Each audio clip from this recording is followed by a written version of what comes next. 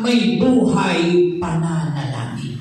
Kaya huwag mong katamaran at huwag mong aksayin ang panahon mo sa mga bagay na hindi mapakinabangan.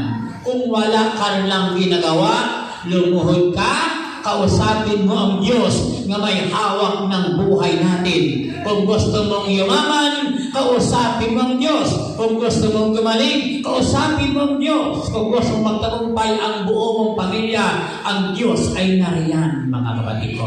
Bakit? Ang Diyos, habang tayo nananalangin, naging malapit ang puso ng Diyos sa atin. Habang tayo nananalangin, naging kaibigan natin ng Diyos. Habang tayo nananalangin, naging malalim ang relasyon natin sa Diyos, mga kapatid ko. Ang pananalangin, habang tayo nananalangin, kinikiliti natin ang kalooban ng Diyos. Nasisiyahan ang Diyos habang tayo ay nakipag-usap sa Kanya. Kaya nga, wika niya, humingi kayo, kayo bibigyan. Humanap kayo, kayo makasumpong. Kung matukit ang pintig bubuksan para sa inyo. Bakit? Gusto ng Diyos na siya ay kausapin.